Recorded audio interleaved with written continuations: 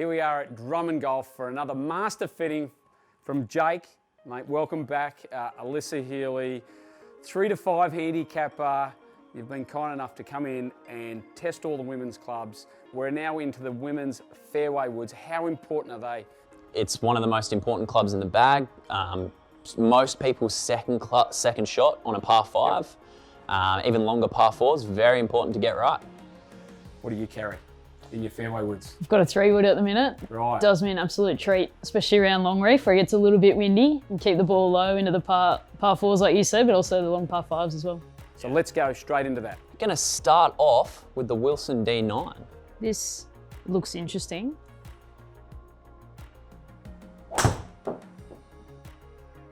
That's really nice there. How'd that feel? It feels nice off the club. It feels like it really pings off the club, and obviously if you could see it on there, I hit it straight down the middle of the line, so I'll take it. Nice club. Yeah, beautiful. All right. The Callaway Epic. Yes. I had a hit of this not that long ago, and it was a beautiful club to hit, so. It was. Oh, very nice. I tell you what, I'm not slightly biased towards Callaway one bit, but they just feel nice off the club face when you hit it out of the middle. I mean, you can just hear it. They've got such a distinct sound, and I think just that feedback you get from it being so good. Yep, just sounds nice. Rightio. Sim 2 Max. What do you make of that? It looks like there's some high technology in this bad boy. Yep. But can I hit it like Dustin Johnson? Check out the crown. Well, I hope you can hit it like Dustin Johnson. Break the screen. It's a very unique design cosmetically as well. That white trim just on the top of the crown and then the carbon at the back. Very unique. Oh. That is as straight as an arrow there, Alyssa. How, from a feel perspective, did that give you any different feedback to the Callaway? I don't know, the head feels a little bit different. I don't know if it's a little bit heavier or something, and the sound is very different. Deep. It's a deeper sound off the face. Very different. Yeah. But mind you, it still feels pretty similar off the club face. Okie doke. Exio. XCO. Bit more of a simple looking club, isn't it? A bit more, obviously the dark colours, looks a bit more streamlined. Yeah. But nice little standout with the weight at the back. Yeah, definitely more traditional looking. There's no doubt about it. Oh, that sounded lovely. Well, I tell you what, that felt really nice off the club face. I think it's a little bit lighter than the other two. Sounds a little bit more sort of tinny, a bit more pingy off the club face, but it flew beautifully. They always have quite a high pitched sound comparatively. Like Exio, notoriously very light in the shaft, so good pickup there.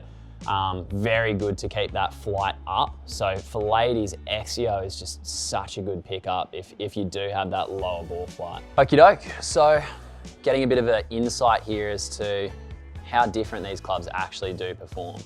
Noticeable that, obviously the Epic Speed and the Sim 2, both significantly lower spin than these other two options. And, that really is going to come down to a couple of things. Where the weight's distributed in the head. If you've got more weight at the back, like the D9, it's going to come out higher spin, higher launch. So definitely more geared towards, your golfer who's already got a very low flight. And your Exio as well, interestingly enough, that's more down to the shaft being so light. That's where you see those numbers come up.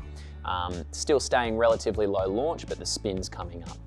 But your two longest, the Sim 2 and the Epic, that's going to be what they're designed to do.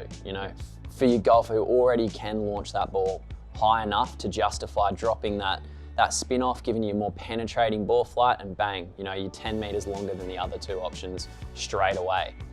I'll tell you what, luckily you fit me in the Epic Speed because I tend to hit that the best, didn't I? But I really like the feel of the Sim 2. I thought it sounded really nice off the club, but it felt different to the Epic, but felt just as nice. Yeah, and at the end of the day, this is you, and this is like what works for you. But not everyone's going to get away with such low flight, and I think it's really important to know that just because the Epic and the Sim were the best for you, doesn't necessarily mean that that's the case for everyone. So it's really important to come and get fitted. Yep, there's plenty of clubs out there for everyone. Definitely. Well, that's it for the Fairway Woods. Make sure you tune in next week for the Drummond Golf Gear Review.